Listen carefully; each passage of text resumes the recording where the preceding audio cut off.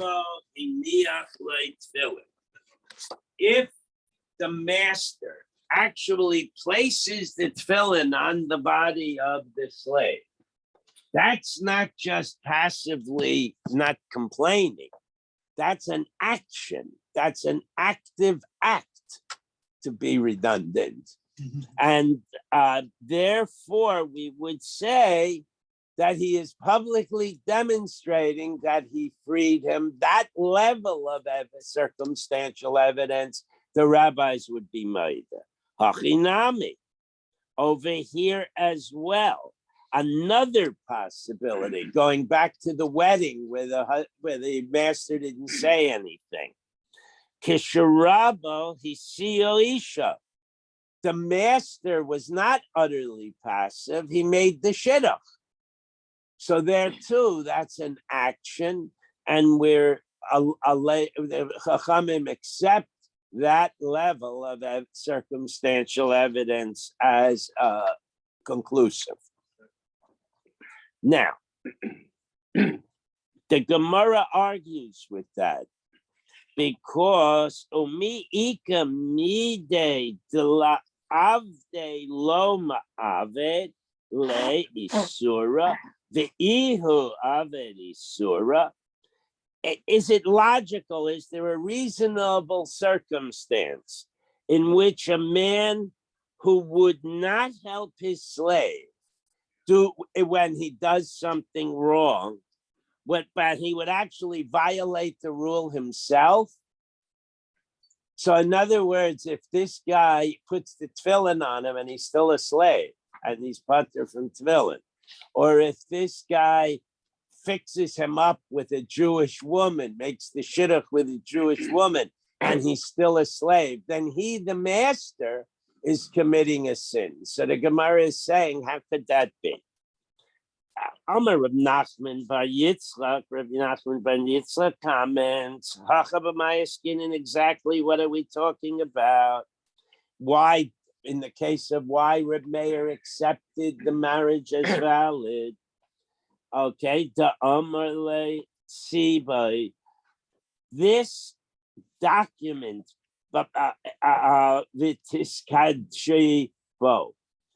this document of betrothal is also a document of release from slavery, because the document has the words in it, Harayat Nikudeshesli, I betroth you to me.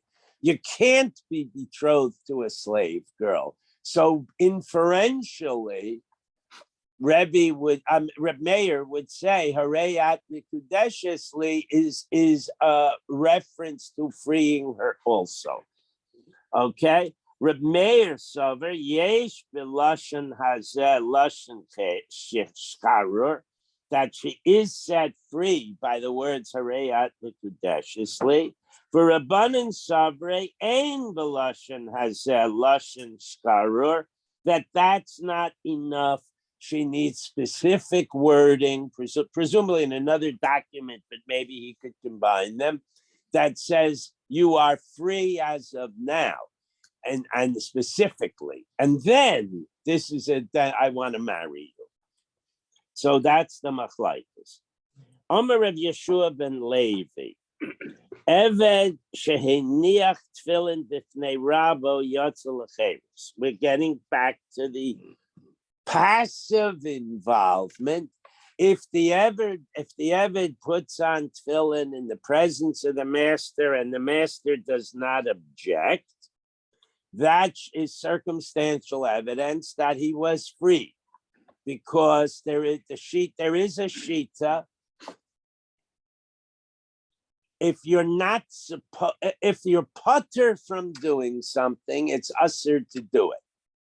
So, for example, Sephardic women do not wave a lulav because they're pater and they're the papsakis. They're not allowed to. We allow the woman to do it rishus, but here he's saying, and tefillin is really different, because even we would say you can't put on tefillin if you're pater. If you don't have a guf naki, you can't put on tefillin. That's why women are forbidden to put on tefillin.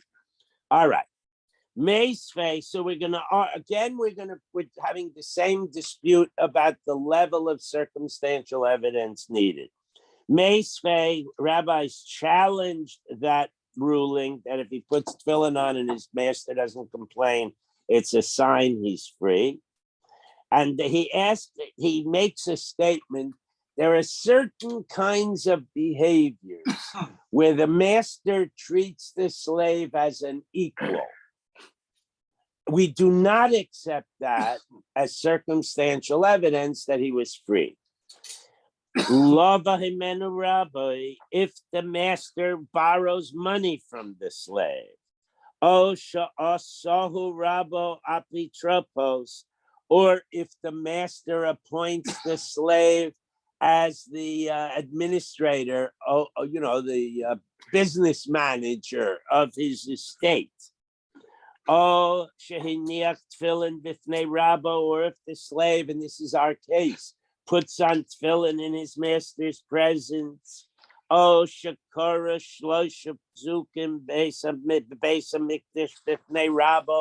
if the slave gets an aliyah on Monday or Thursday or Shabbos, and the master is present and he doesn't say he can't get an aliyah, but he's not countable to the minion, he's a slave, he doesn't do that.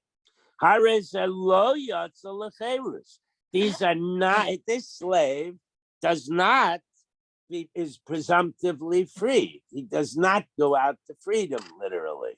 So the circumstantial evidence, even of getting an aliyah or putting on tefillin, is inadequate. Omer Rava bar Rav Shila kisharabo hiniach lo tefillin. But they left a little out of the story. Here, the master actually put the tefillin on it. So again, the master is active rather than passive. And then we would rule the slave has been given his freedom. Kiyasa Rav Dimi, when Rav Dimi came to Babylonia from Israel, he brought the opinion of Rabbi Yochanan. Rabbi Yochanan was the Adam Gadol, the Gadol Hador in Israel. And in matters of some difficulty, we always want to know what he has to say. Kiyasa Rav Dimi Omer Rabbi Yochanan Misha Omer B'Shas Misoso. If a man says on his deathbed, Ploinis Shikvasi, my so-and-so, my slave girl, Al Yishta Abdu Bala Acher Mosi, I do not want her to continue working after I die. That's what the man says. So he did not free her. He made a statement that can be interpreted as, I wish her to be free. So what we do is, kaifin es hayorshim, the kaifin lo get shichara. We force the dead man's heirs to free her and to give her a documentation of her freedom. Now we're going to learn in a little bit, because it's a mitzvah to fulfill the wishes of a person who makes a deathbed statement. All right, but we haven't learned that yet. We just know that's what happened. Amr lefan of Rabbi Ami v'Rebbi Asi. So Rabbi Ami, and now this is what was reported in the name of Rabbi Yochanan. Rav Ami and Rav Asi say in the presence, go back and they hear this, and they go and they say to Rabbi Yochanan, Rebbe, i'atamayda shaboneha avadim.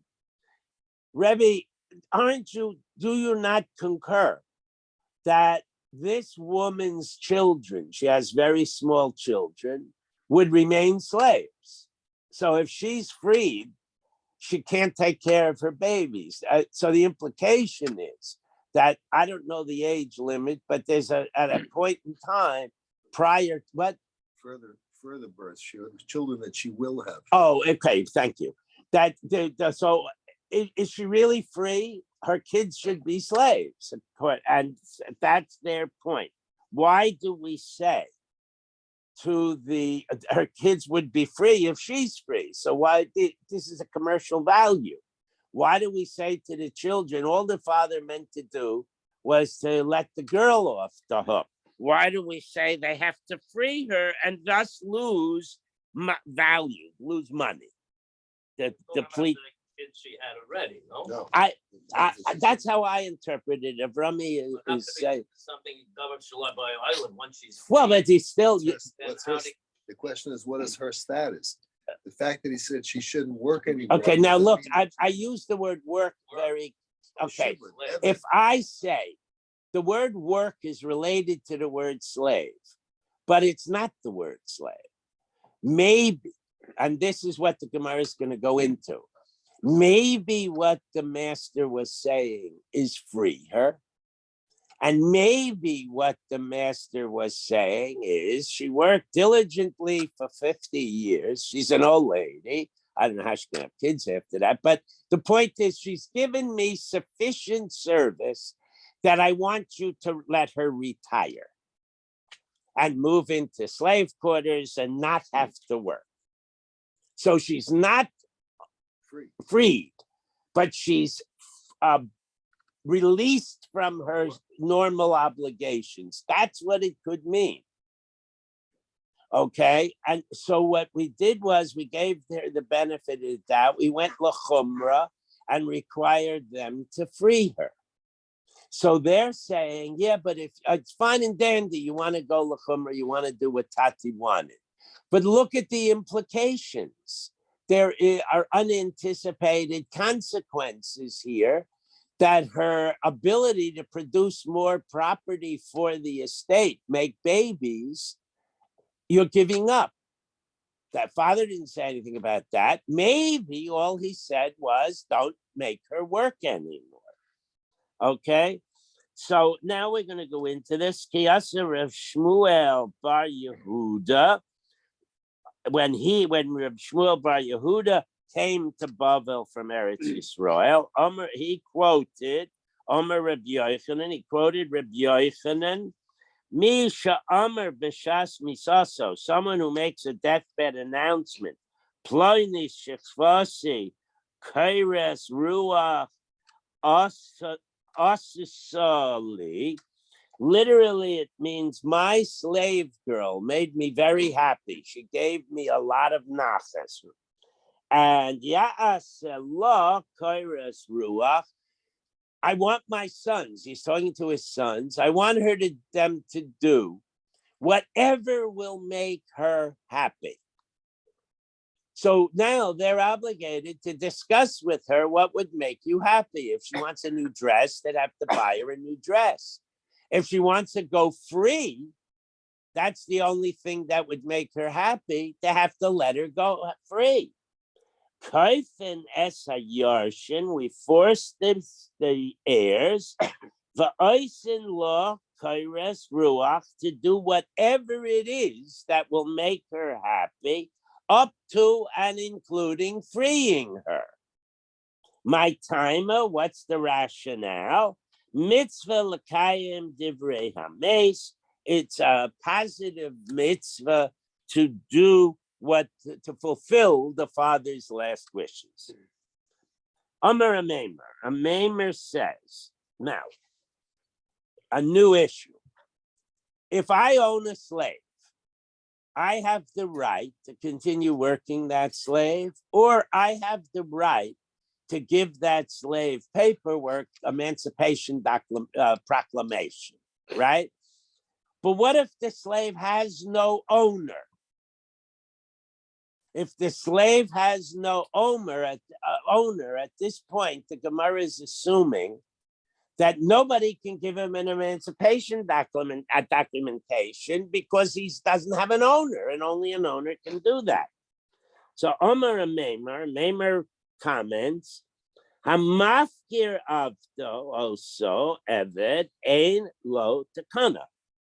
if you make your slave ownerless, so there's nobody that owns him, so he's kind of himself, so to speak. He's now sort of a free man, but he has no documentation. So he's in big trouble. He's unable to marry a slave because he's free. He's unable to marry a Jewish girl because he can't prove he's free. And there's no way, this is a Havamina, there's no way of improving his status because he has no master to give him documentation. Okay? So my timer, what's the story here? Gufa lo kanile, he's no longer the property of his master. Asurahu de ikagave, but the prohibition of marriage, either to a free woman or a slave woman, is still in the hands of his master, so to speak. Okay? The asura lo motzi maknele, and he cannot, nobody can transfer that right to him because he's not, in other words, the master could give it, has the right to transfer freedom to him in totality with documentation, and he can get married to a Jewish girl. But here the master relinquished ownership, so he no longer has the right to remove the isur of marriage from him. So the Gemara says, Omer le Ravashi la Meimar, but Ravashi said to a Meimar, Ha'omer ula Omer Reb Yochanan, again quoting Reb Yochanan, V'Rebbe Chia, V'Reb Avin, Omer Rav, and both Reb Chia and Reb Chia bar Avin said in the name of Rav, Echad Zeh v'Echad Zeh, Yaitza l'cheres v'tzorich get shecharur. We had earlier, I think 2 days ago, that if the master sanctifies the slave, gives him to the Beis Hamikdash, or if he declares him ownerless, he is required to document his freedom. So that refutes, or at least contends with, a Maimer's argument that there ain't la takana. Amalei. So this is a challenge to a Maimar. So a Maimar responds, Amalei, sorech ve'ein lo takana. He has to have a get shcharur. It's true, but there's no one who can give it to him. So ein lo takana. That means there's no way to improve his situation. Ika da Amri, others explain this dialogue a little differently. Omer Meimar, Hamafkir Avdo Umeis, that the case was not that because he's ownerless, he can't get a document. It's because in Mitzius, the owner didn't get around to giving him a document and died. He said, you're free. He's writing the document. He has a heart attack and he dies. So now his sons don't own the slave. They can't document his freedom. And he has no, so they just added that knage to resolve the dispute between Rav and Reb Yochanan. All right. I said that already. Gufa lo kanile. So here, my time, Gufa lo kanile. The slave is no longer owned by anybody. The isura lo ikagabe, and there's nobody who can remove the isur. I skipped what? 4 words. Just 4 words. Okay, all right, I'll go back. After After a mace. Okay, Hamafkid of the Umeis, the guy started freeing a slave but died in the process. I saw Eved ein lo takana, the slave has no way of improving his situation. My timer, why not? Gufa lo kanile, nobody owns him, so he's free, he's ownerless. Asura hude ikagave, but all he's got left is the prohibition on marrying that nobody can take away. The asura lebre lo mores, because the son who might have inherited him, but he's ownerless. So the son doesn't inherit him, and the son never owned him. So the son obviously can't document his freedom. If there were Adam that saw him being freed, does that You help? still need the papers. So you still need. I mean, like, I can't think of it. You have to have your driver's license. Your wife is sitting next to you in the car, and nobody has a driver's license. The cop's still going to give you a ticket. I don't know if that's a good analogy, because Adam could come to Besdin with him and say, "We saw him getting." and have Besdin write it. I don't No. hear that happening. I mean, apparently the Gemara does not in any of these cases bring something like that as an eitzah. It says ein lo takana. That means there's no way out. Now there will be, you'll see later, that there is a takana, but we're still dealing with this havamina.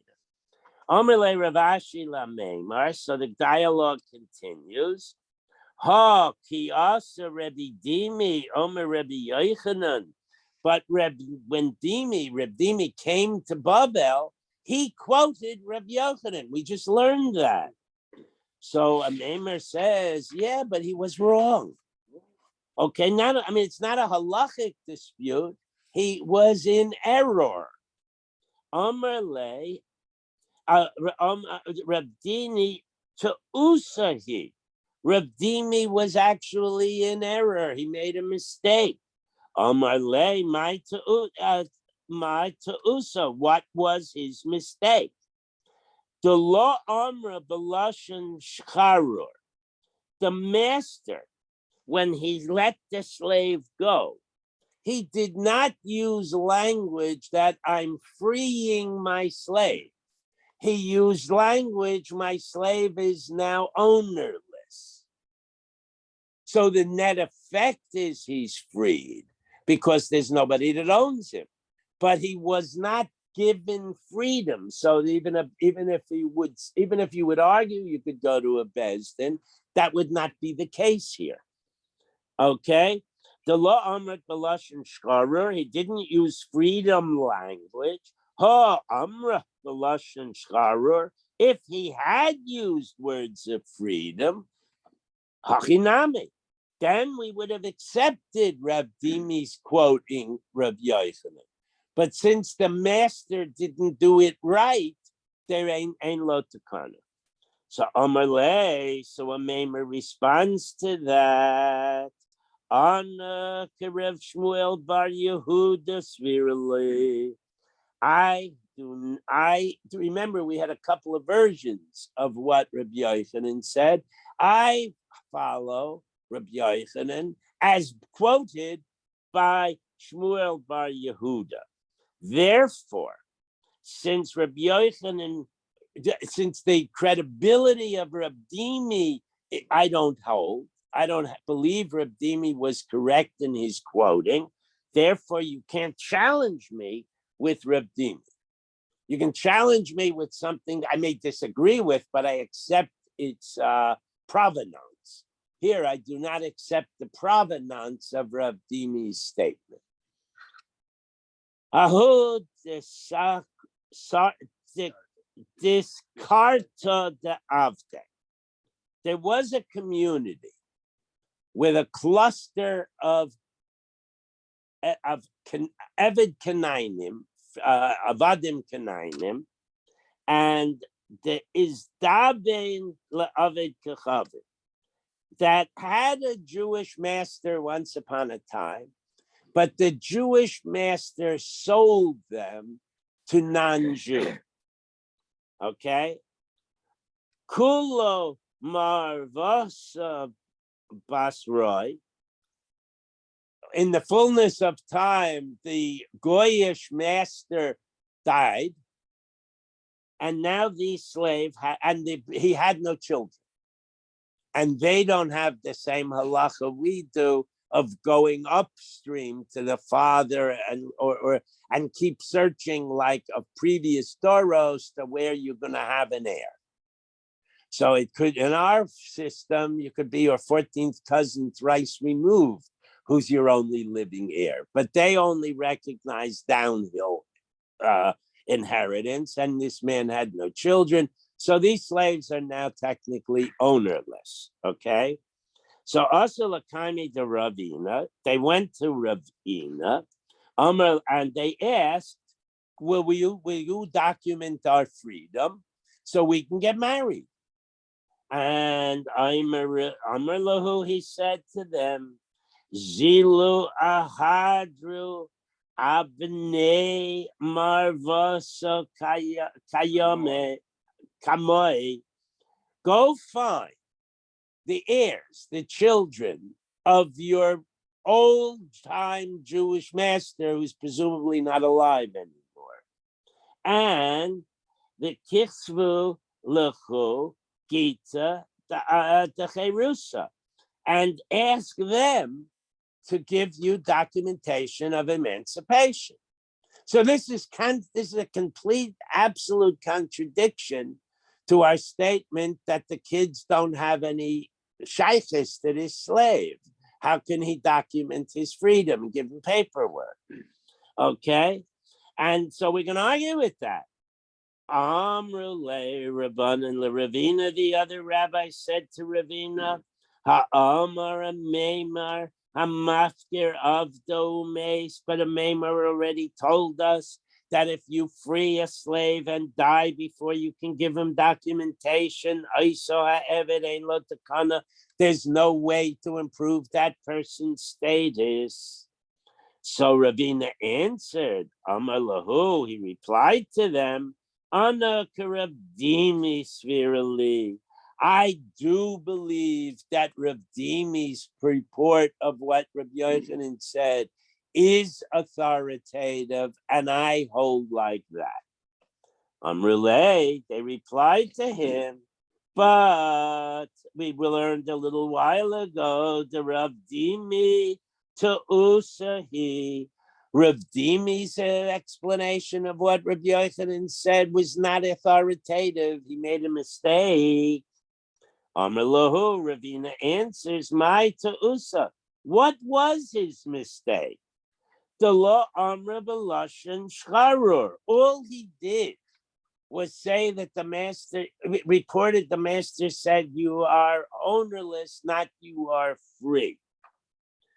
Ha Amra Balashan Shcharur. But had he said Lashon Shcharus, Hachinami, then he would have indeed been free, and his statement would have been accurate. And therefore, in this situation, where it doesn't matter what the non-Jew said, he can't testify, he can't make a statement anyway, we hold that the Rav Dimi version. So the Gemara says, Hilchasa Karavina. The halacha follows Ravina. Now, Hahu of the debate tray. There was a slave, we had a similar case a little while ago. There was a slave that two men chipped in to buy the slave. He had two masters. Amar Ida, Kum Chad Minayu, one of the masters got up, the Shachrire Lapauda. He gave him an emancipation document covering his half share in the slave.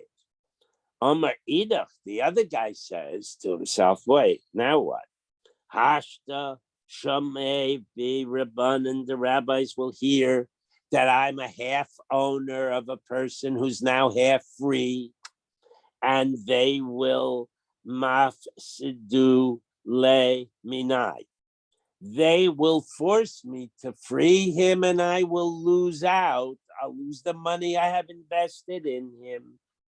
So he pulls an interesting shtick. Azil aknai lebino cotton. He gives this slave, his half of this slave, to his little kid, a 5-year-old. A child can receive, but he cannot transfer. So now this little kid is a half owner of the slave, And the little kid can't give up his half ownership. So this is a way of the master holding the slave for, like, the kid is 5, for another 8 years. Right? Till the boy is an adult and the Beis Din can make him free to slave. So the rabbis didn't want to let him get away with this. But if he Okay. gave it to his wife, it wouldn't work, right? No, because his wife's an adult and they could make her give him away, free him. His wife's Mashakana Isha is his. Whatever the wife. If whoever he gives it to is the new owner. Right. So if he gives it to an adult, male or female, married or not married, his relative is not his relative. Beis Din has authority over that adult person and can force that person to free the slave. If he gives it to the kid, If he gives it to the kid, who they're going to talk to, the kid has no authority to give. That's why, like the first day of Sukkot, if you give your lulav to a kid before you use it, you can't say alman naslach, because the kid can't give it back. Where's it written that the kid can acquire? Well, the same case I just mentioned. You can give the lulav to the kid. People give kids gifts all the time. The acquisition from a minor is never in doubt. Correct. Well, all right. If the minor is old enough to understand what's going, that he got a gift. So if you give it to a nursing infant, that would be in doubt. But that's why I said he's about 5. Okay. Now, but the rabbis don't like this. Okay. And so they look for a way to break this gift.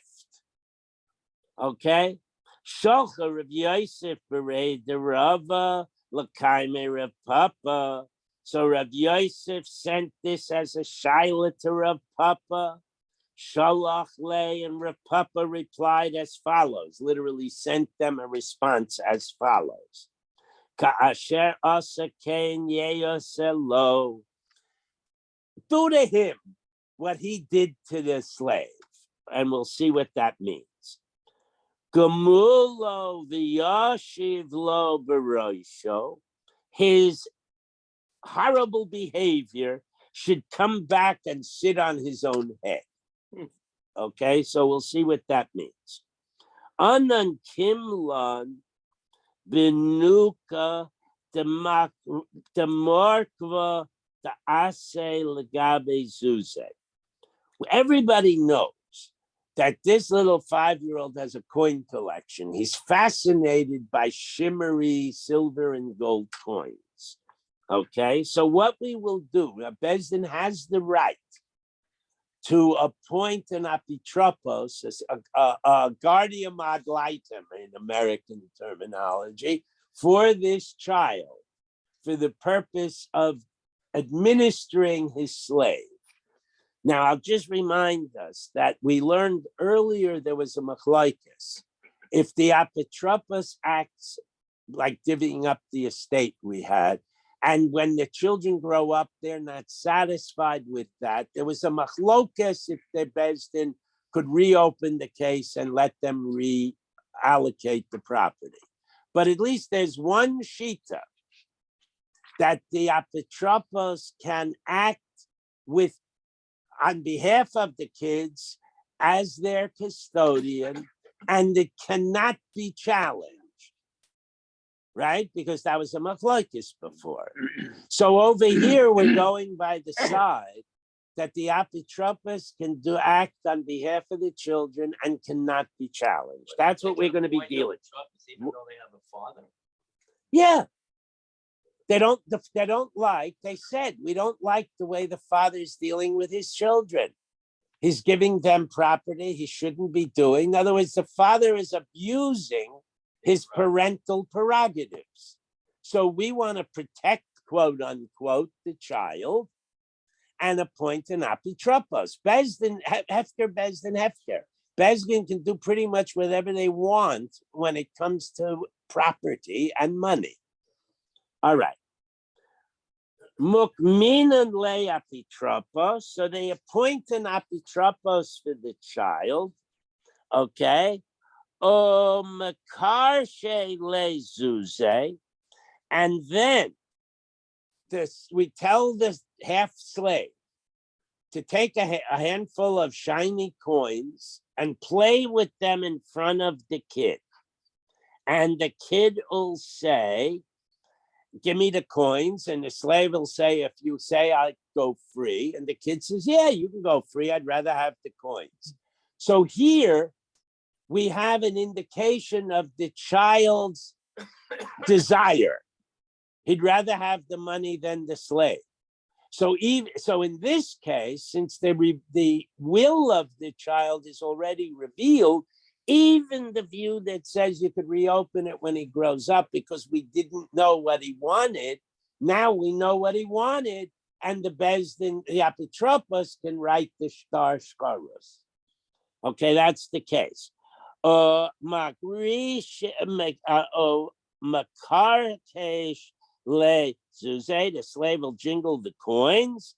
The Kasav le Gita Shkarusa al Shmei, and the administrator, now knowing the kid's wish, will document the slave's freedom as administrator for Yitzi ben Shmuel.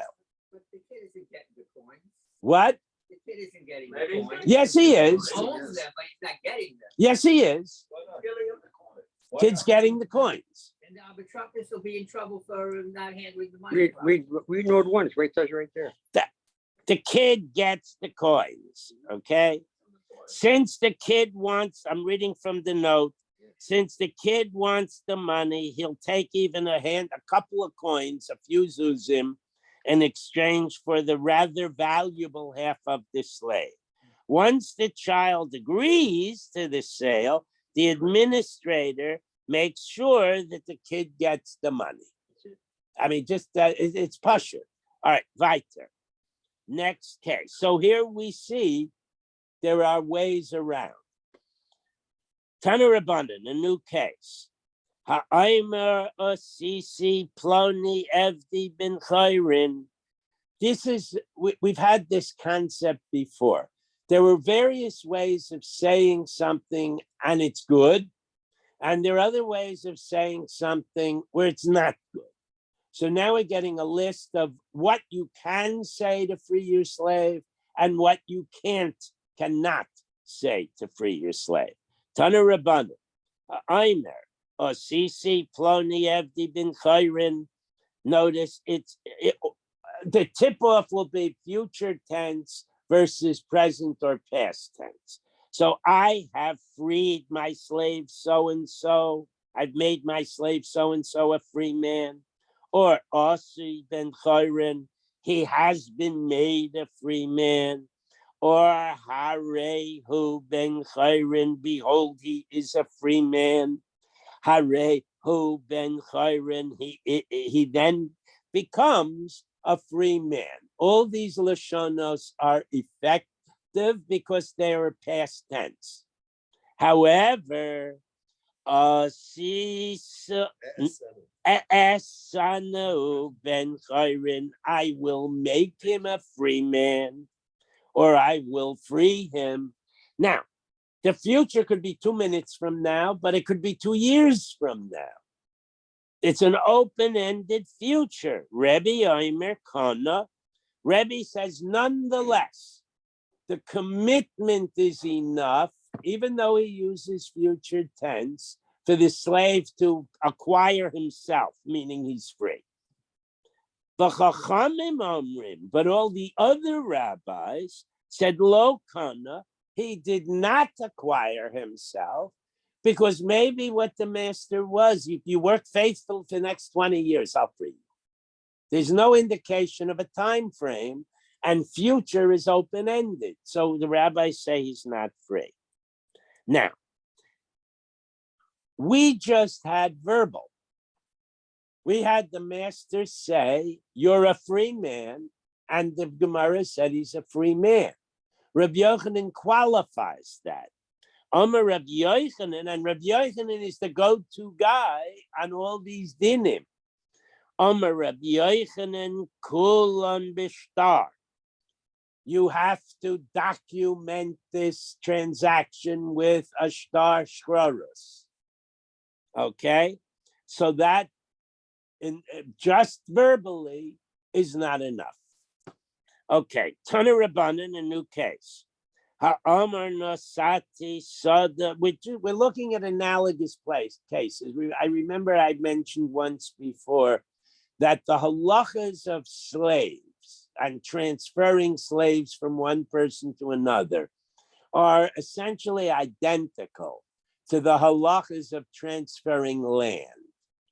So now we're going to shift slightly and say, what are implications with land transfers, with future, past, etc.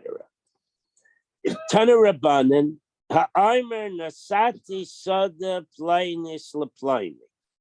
I am giving a piece of land, and then he describes it, the 12 acres in the northwest corner of my estate, to so-and-so. Nesuna leplaini, or he says, it was given to so-and-so. Harehu shalo, that piece of land is now his. Harehi shalo, it is now his, after having written the description of it, right? Then that is Harehu he shalo, that piece of land now belongs to the other party. Atnena leplaini, I will give it in some amorphous future to so-and-so. Reb Meir Omer Kainer, this time it's Reb Meir who's the Das Yachid. He says it is acquired. V'chachamim omrim lo kana, it was not acquired because it's a promise for the future and he can change his mind. You say he was acquiring, does that mean now? Yeah, if you use language, I gave it to you, or I transfer it to you, then it's yours. If I use language, I will give it to you. Then you have to be patient because it ain't yours yet. Okay, until it gets to a point where I give you a bill of sale, a deed. Thank you. But when he said I gave it to you, is it from that moment? Not prior. So right. In other words, not if Lova comes. No. Okay, we're going to actually deal with an interim period in a second. That might assuage your concern. Omer Rav Yochanan v'kulam b'shtar. Again, verbally is inadequate. It might be different with a shchiv meirah, but essentially you need a deed, a bill of sale, and a deed to transfer property. You can't simply do it verbally. Now, we're going to get a new little bit of an issue. Tana Rabbanan, ha'omer sisi plaini avdi ben chayrin, I made past tense my slave Joey a free man. V'hu omer lo osani, and the slave says, never told me that. I never got a star from him. As far as I'm concerned, I'm still a slave. Chayshin shema zika lo adidei acher. We make the following assumption. Both are telling the truth. How could that be? I wrote the star. I'm elaborating a case. I'm going to say this. I wrote the star. It's 2 p.m. The slave is busy plowing the back 40. I don't want him to stop. I want him to continue. So I gave Reuven the star. And I say to Reuven, when he comes in from working in the field, give him his star, he'll be free. So at this moment in time, I have freed him, but the slave hasn't received his freedom yet. And that's why each could honestly say what he said. Okay, now, the same brisa, another permutation of the story. If the master says, Kasafte v'nosati lil, I wrote a star and I handed it to you. And now that's not Reuven, that's the slave himself. V'hu omer lo kasav li v'lanosan li. I don't know that you wrote it, and you certainly didn't give it to me. Then Hoda'as baldin kameya edim dami. The person who's affected most by this issue, which is the slave, because the master says you're free and the slave says you never did that. So it's the slave who's most affected. His statement is considered as authoritative and definitive as if it'd been 180. In other words, he's still a slave. Okay? Next. Ha'omer nasati sada leplainis leplain. This certain piece of land on which grapes are growing, I've added that. I've given to so-and-so. Ha'omer lo nasanli. You didn't give me a deed. I don't know that I'm the owner. Chashinan shema zika lo al yedei acher. We assume both are telling the truth. Again, the lawyer is still holding the deed. I gave it to Reuven to give to him. So in 20 minutes, he'll get it, or in 2 days, he'll get it. So we assume that there's an unstated third party involved, and both are telling the truth. Now, that kosafti v'nasati lo, if he says, I wrote it and I gave it to you, v'ho'omer lo kasa v'lo nasan lo, and he says, no, you didn't write it and give it to me. Hoda'as baldin kameya edim dame. Again, the man is the husband, the owner of the field excluded the possibility of a third party. He said, I wrote it and I gave it to you. And the guy who would love to own that field says, no, you did not. Again, for the same reasoning, we say his statement, I did not get it, is equivalent to 100 witnesses, and it's not his. Now, let's say we go to Beis Din with a case like this, and the owner says, I gave it up. And the buyer says, but I never got documentation. And we dray it out. You know, you have a house closing, the lawyer didn't do the paperwork properly, you dray it out. But in the meantime, this is a field, I said it's a vineyard. So this vineyard is producing grapes. And in this interim period, the grapes are ripe. And if they're not harvested, they'll rot. So the Gemara is going to ask, who owns the grapes? And now who gets the benefit of that harvest in that interim period? Mi oichel peiros. Which person, the old owner, the new owner, gets to eat the fruit? That means get the money for value of the fruit. Rav Chisda Aimer Noisen Eichel Peiros, the giver has the right to harvest and utilize the grapes, because until the other guy gets the deed in hand, it's still really the transaction is incomplete and the original owner owns the land. Varava Omer, what about the individual as the third party? If Reuven is bringing the deed. So I gave up the property by handing the deed to Reuven. And Avrami didn't yet gain the property because Reuven didn't give him the deed. So it's, quote, ownerless in the middle. So here's what he says. Rava Omer, Mishalshin Esapeiros. We give an apitropos the responsibility of harvesting the grapes, making the wine, selling the wine, fertilizing the field so next year's grapes will grow, for however long it takes for the deed to be transferred. And that money is held in escrow until Eliyahu comes and gives a definitive psak as to who should get it. Okay?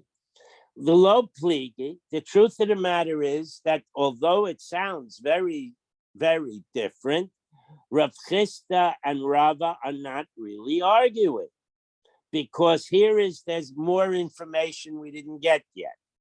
Ha bra. What we're talking about, ha ba'aba, when Reb Chisda says the seller gets the property, it's because he still owns the property. But meanwhile, the seller and the buyer died, and it's their children that are litigating in Besdin. Ha b'bra, we're talking with children, at least of the recipient, probably also of the seller. So there's no longer any clear definition, and therefore you need Elio. Okay, we'll do the next Mishnah. Eved she'asuhu rabo apoitiki la'acherim v'shichraru. Ruvain, I owe Ruvain money. I don't really have the money. So I say to Ruvain, I'll give you my slave as collateral. If I don't pay you by 6 o'clock next Sunday, you own the slave. That'll be pay off the debt. Then I turn around and I emancipate the slave. So what I've effectively done, and in the halacha we talk about also, if I damage the collateral, so it's no longer has its value, and depends how there are circumstances this way, but there's a psak. So this Mishnah is saying it basically the exact same rules apply to this slave who's karka, and he's the collateral. It's the exact same case. Okay. So what are the dinim here? Shairas hadin ein ha'eved chayev klum. By the letter of the law, the slave has no responsibility here. Now the Gemara is going to argue what this word chiyuv means. If he's one interpretation, if he's freed, then he has a chiyuv to perform mitzvahs shazman grama. This is saying he has no responsibilities in that regard. The other interpretation is the slave is a piece of money. And here, since the slave was freed, we could argue the slave's freedom is depriving the person who is owed the money of the ability to collect. So the slave has damaged the lender. So the other interpretation is this: by the letter of the law, the slave has no obligation to recompense the lender for the fact that he's no longer worth anything to the lender. But because we want to make the world work more smoothly and have people make loans and people be able to give collateral, etc., Kaifenes Rabo Sha'isa ben Chayrin, we force the master to give this person his freedom documentation. Now, again, the Gemara is going to have a discussion. Who do we mean by the master? The guy who put the slave in the household of the lender, or the lender, and there'll be arguments both ways. The Kaisev star al Damov. But now this is a loophole. We make the slave write an IOU for what he had been worth, because by being freed, he's deprived Ruvain, in my example, of collecting a block of money. So we make the slave responsible for that block of money. In effect, we make him buy himself. Okay? Rab Shimon ben Gamliel Omer, Einu Kosav Ella Meshachrar. The slave does not write that IOU. It's not his fault that Ruvain, in this example, is out the money. The borrower, the original owner of the slave, has to write an IOU to Ruvain that he gets his money. And I guess we'll stop there, because the next Indian is very long and it goes through all the permutations of how you can interpret that Mishnah who goes free and who pays. Oh, yeah. Yeah. Okay, and again, I apologize. I wasn't so sharp today because I didn't know I was doing it. Tomorrow, Blinetta, I'll be better prepared. I should prepare for Tuesday then. No, Rabbi Goldberg isn't doing. Oh. So I can stay. If you want to do it, please. No. So, I'll help you. Are you gonna be on tomorrow? And that's Rabbi Greet. That's a loaded question. I'm gonna try to do the job tomorrow. And my wife says I'm always on and I should slow down and cool off. But yes, I'm doing the doc tomorrow, unless this Rabbi Green shows up. On the schedule, he's supposed to be here. Melvin, You ready? He comes tomorrow, you traded him days. Sure. Hmm? What? I'm ready. If he comes tomorrow, he'll do it. You traded days with him. I gave him a day. I didn't trade anything. All right, just one thing, Ruben. In August, I'm gonna have to have that surgery, so I don't know how far the schedule goes, but the 20th of August, I think, is I will be gone probably for 2 or 3 days. He says I'll be fine with it. Rabbi Green We'll be back by will be then. back. All right, fine. No, I just know, the doctor says, I'm supposed to give the last day of July and he's supposed to come back. Okay. very good. Beginning of August till the end of August. Okay, I'm not thrilled with the way the system is working. That Rabbi Green's on the schedule, he should be here.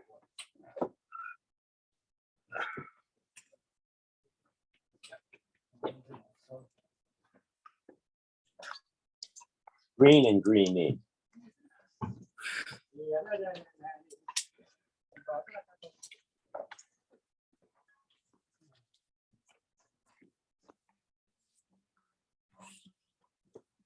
Learning with Traga 5-0.